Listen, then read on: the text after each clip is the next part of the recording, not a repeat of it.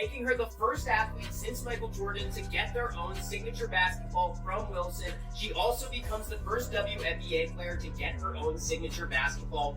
The WNBA has just been hit with the biggest shock of the season, and it has nothing to do with a game. Rookie sensation Caitlin Clark has pulled off a move that no one saw coming. And let's just say, the locker rooms are in full meltdown mode. While fans were focused on her three-pointers and game-winning shots, Caitlin was out here signing a top-secret deal with Jordan Brand. Yes, Michael Jordan himself has tapped her as the new face of his empire. And the reaction from her fellow players, absolutely explosive. Sources say the deal was done in total silence, no leaks, no whispers, not even a hint. And when news broke that the contract was reportedly worth more than any endorsement deal in WNBA history, veteran players were left blindsided. Some called it a slap in the face, others said it reeks of favoritism, and a few, well, let's just say they're not speaking to her anymore. But what Caitlin did after the deal went public, that's what sent everyone over the edge. Fans are stunned, her teammates are divided, and social media is on fire. Was this ambition or betrayal? Did she break an unwritten code of the league? And what message does this send to every player, grinding for years without recognition? This isn't just a deal. It's a cultural earthquake, and we've got all the behind-the-scenes tea. It's the reactions, the backlash, and the cold-blooded move Caitlin made next that has the entire WNBA shook. It all started with one post, no caption, no teaser, just a single photo of Caitlin Clark standing beside Michael Jordan, both smiling, both holding what looked like an official contract folder with that unmistakable Jumpman logo front and center. Fans thought it was edited at first. Some said it was a commercial shoot. But within minutes, the truth hit like a lightning bolt. The caption dropped, officially part of the Jordan family. Boom. The internet exploded. ESPN, Bleacher Report, every sports page, every blog covered it instantly. The rookie, who had only just entered the WNBA, had pulled off something unthinkable. A Jordan Brand endorsement to be the largest shoe deal in league history. And not just for a rookie, for anyone. Fans were stunned, but inside the WNBA, emotions ran high. Very high. Within the hour, reports started circulating that even the league's own marketing team had been blindsided. Players began posting cryptic stories. One veteran guard shared a GIF that said, "Oh, word?" Another posted a close-up selfie with the caption, "Some of us been grinding 10 plus years. 4 crumbs." You could feel the tension through the screen. Caitlin hadn't said a word yet, not even a repost. But someone else did. Maya Moore. Yes, the legend. She tweeted, "Respect to the hustle, but this one gonna sting a few folks." And that's when the whispers became roars. Some of the league's top players started throwing shade. One star forward, known for being outspoken, tweeted, "Talent is talent. But if y'all think she earned that deal without help, you haven't been paying attention." Others were subtler, but the message was the same. They felt disrespected, overlooked, and ignored. It wasn't just that Caitlin got the deal, it was how she got it, secretly, without warning, without so much as a nod to the veterans who paved the way.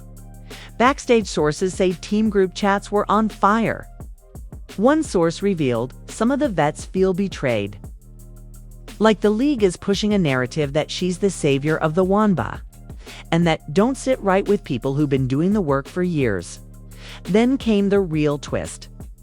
A leaked message thread allegedly between 2 current players surfaced on Reddit. In the convo, one player writes, "She really did that without telling anyone?" The other replies, "And did a whole shoot-in. Chicago, like we wouldn't find out." Bold. Turns out the deal had been brewing for months. Insiders say Caitlin had multiple private meetings with Jordan reps before the draft even happened. While other rookies were preparing for summer camps, she was flying to private brand dinners. She had signed the deal 2 weeks ago, but kept it hidden until all the contracts were finalized. And if that wasn't enough, she had filmed the campaign video before she played her first official WNBA game. She signed, shot, and secured the bag before even putting on a jersey. One league insider said, and the way the rest of the locker room found out? Same time as the public. That's what stung the most. Some fans praised her, calling her a business genius. Others weren't so sure. A viral thread popped up titled, "Is Caitlin Clark being used to whitewash the WNBA?" It pointed out how the league has historically underpromoted black stars who've been dominating for years, only to now go in on a white rookie who hadn't proven herself yet. The thread got over 50,000 likes in 2 hours. The divide was real. Meanwhile, Caitlin finally broke her silence with a soft post. A black and white photo of her holding a pair of custom Jordan 1 South. The caption, made for this, no apology. No explanation, just confidence. And that made the fire burn even hotter. One retired 1B player posted a furious video response. "I'm not mad she got the deal. I'm mad the rest of us never had the chance. We played, we won. We built this league brick by brick. And y'all gave her the keys before she even proved she could drive." Others were less fiery, but just as clear. The league was shifting its focus, and not everyone was on board. "It's about marketability," one player said in an interview. "But when you market one star, you bury a dozen others. And that ain't fair." Backstage, WNBA execs were reportedly scrambling to calm tensions. A leaked memo showed the league encouraging teams to celebrate the growth and visibility brought by new talent. Probably eventually Caitlin Clark, where it's like individual people make an entire country tune into their sport. 1,000%. Like hockey was never bigger than when Wayne Gretzky was playing, and it was ridiculous how much it drew by new talent while continuing to honor the veterans who shaped the game.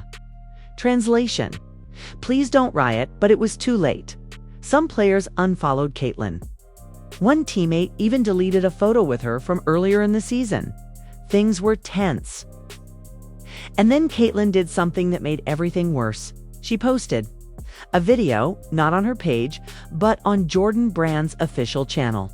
In it, she says, "I know some people are upset, but I didn't come here to wait my turn. I came here to take the game forward."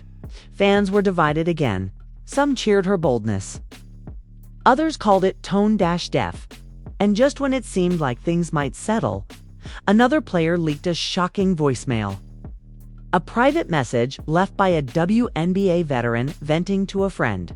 They made her the face of the league, and she hasn't even earned the league's respect yet. That's what hurts. And that's where part 2 begins. Because Caitlin's next move takes the league's anger to a whole new level, and one veteran star won't stay silent any longer.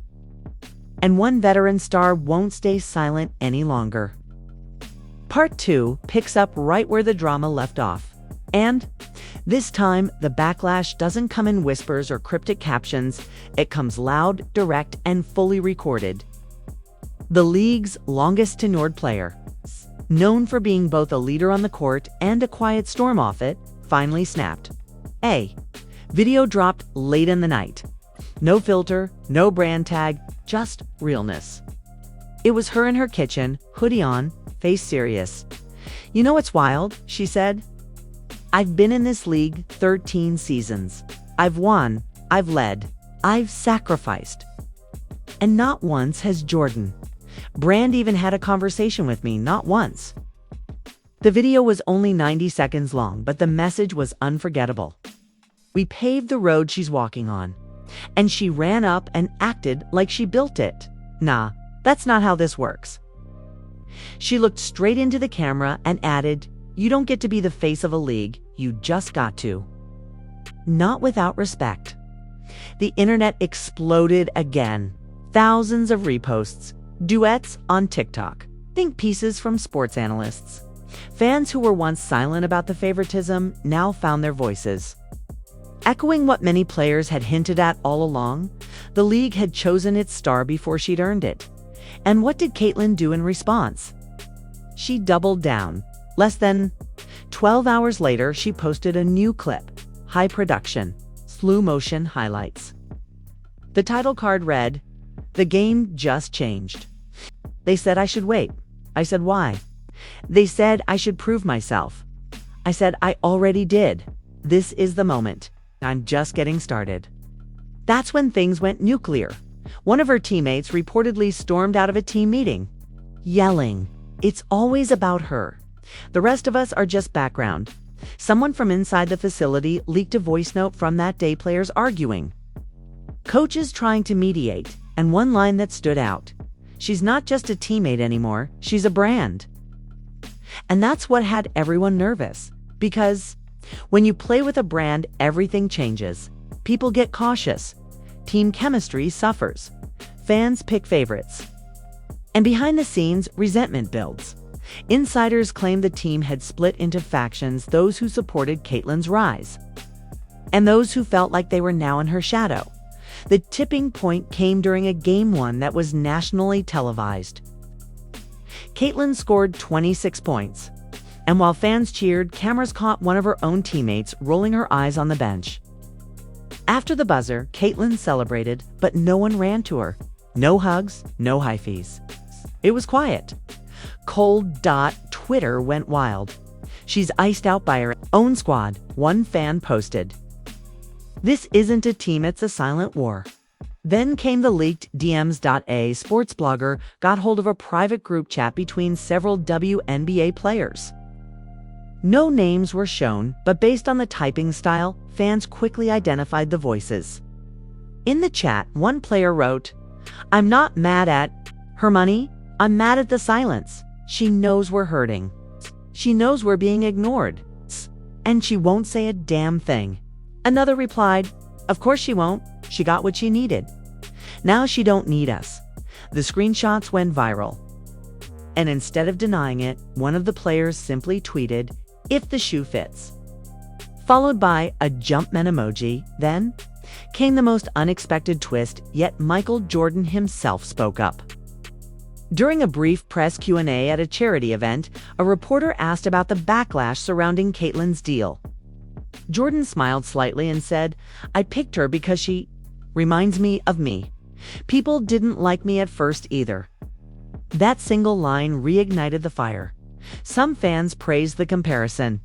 Others were furious. "She's not Jordan," they said. "She's not even Rookie of the Year yet." Games, arguments, video breakdowns, everyone had an opinion. The league had never seen this level of buzz for a non-finals game in history. And still, Caitlyn stayed quiet. No interviews, no clarifications. Just another story post. A photo of the Jordan logo stitched into her jersey with the caption, "Pressure makes diamonds." But pressure also bursts pipe sand in this case. It was about two. A former assistant coach from Caitlyn's college days gave an anonymous interview, revealing that this rise to stardom wasn't accidental. She was groomed for this. They said brands came knocking before she ever declared for the draft, and once Jordan saw the buzz, it was a wrap. They locked her in and mapped it all out: media training, rollouts, image control. They were planning this a year ago. Strategy wasn't illegal, but it rubbed people the wrong way. While the rest of us are building our platforms day by day, she had hers handed to her, one player said in a tweet. Not because Crazy thing is, I'm just seeing her last year when they played LSU, but she's phenomenal. not because she's bad, she's good.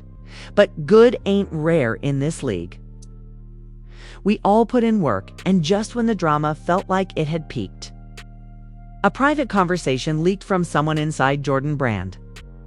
A senior executive allegedly said, "We're not here to please everyone. We're here to dominate. And Caitlyn's the key." That was it. A storm erupted. Fans began calling for fairness, for recognition of the other stars. Even some of Caitlyn's own supporters began to shift. "We love her, but this isn't right." One post read, "You can't crown one and erase the rest." And while the league scrambled to do damage control launching, Highlight packages of other players posting legacy clips of veterans. Featuring new player merch, it felt too little, too late. Because the culture had already shifted. It was never supposed to be seen by the public. Part 3 begins with what was meant to be a routine day of practice. Media-free, no interviews, no distractions. But the cameras kept rolling hidden, still filming from the far end of the gym. And what they captured changed the entire conversation, Caitlin. Clark walks into the facility, head down, earbuds in, rocking the newest unreleased Jordan gear. The rest of the team is already there stretching, warming up, keeping it quiet. There's no eye contact, no one greets her. The energy is icy, but the tension truly breaks when one of the veteran starters, known for being calm and collected, walks over to her during drills. They start talking quietly at first. Then the voices rise. The leaked audio catches fragments of the conversation.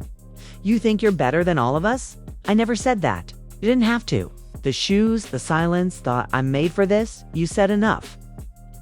Caitlin tries to stay cool, but you can hear the bite in her voice when she replies, "I worked for this, just like you did." And then the line that breaks the internet. "You worked in the shadows. I worked where people could see me." The gym goes silent. The confrontation ends there, but the tension doesn't. That video, though, never meant. For public release is leaked the same night by someone inside the practice staff. It hits social media like a meteor.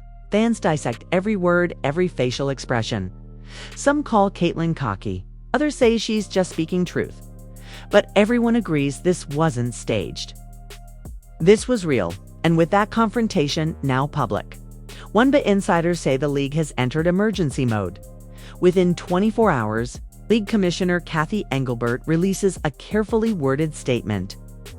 "We support every athlete's right to grow their personal brand, but we also recognize and deeply value the contributions of every player, past and present." The WNBA is not built on one name, it's built on many, but the players aren't buying it. One reposts the statement with a caption, "Say that," with a marketing budget behind it next time. Another posts a fire emoji with a gif of a ticking clock. The message is clear. The storm hasn't passed. Then, an emotional curveball, Caitlin finally agrees to an interview. Not with a major sports network, but with a rising podcast hosted by two former players, known for pulling no punches.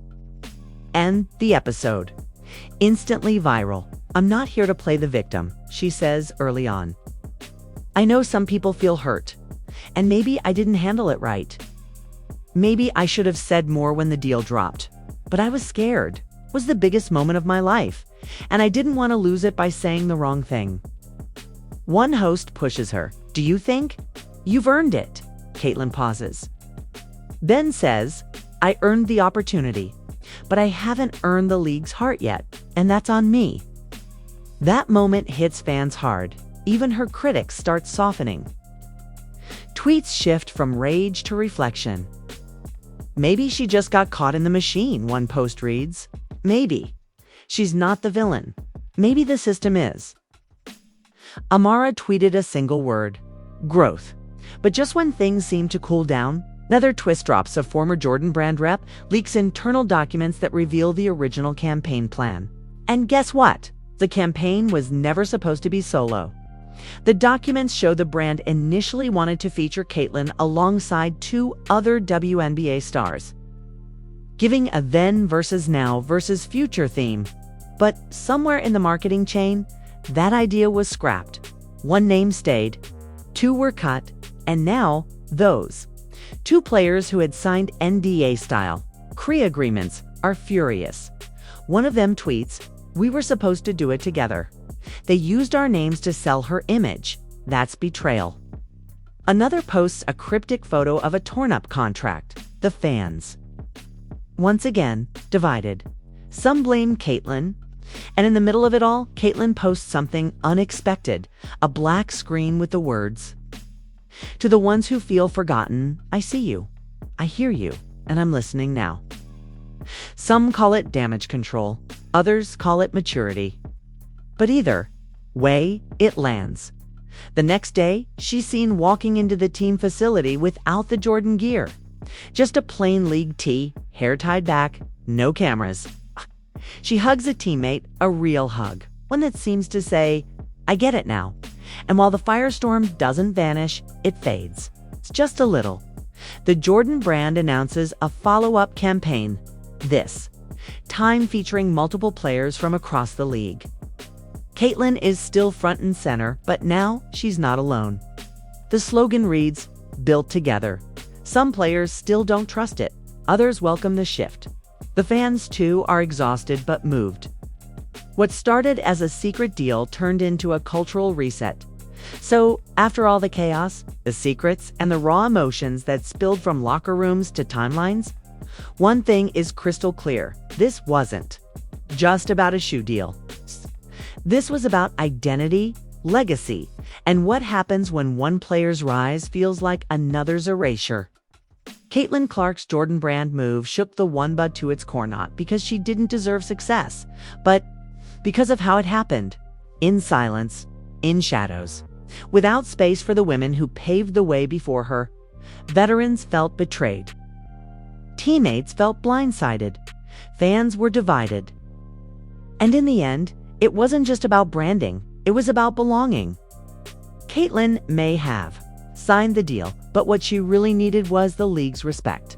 And that ... takes more than highlights and hype. Takes humility. But in the end, maybe that's what this saga gave us. Maybe it pushed every player, every fan, and every brand to take a hard look at what fairness really means. 'Cause now, the spotlight isn't just on one woman, it's on a whole league of women, fighting for equal shine. So now we want to hear from you. Was Caitlin Clark wrong for how she handled the Jordan deal? Or was she just playing the game smarter than everyone else? Should the WNBA have done more to balance the spotlight? Or was this bound to happen the moment money got involved? Drop your thoughts in the comments. Team Caitlin, Team Veterans, or Team Let the Women Win Together.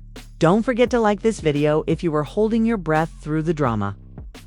Subscribe for more exclusive fake news mix deep dives. And hit that bell, because when the next scandal hits, we'll be there to break it down first. This ain't just Teats history in the making. See you in the next one.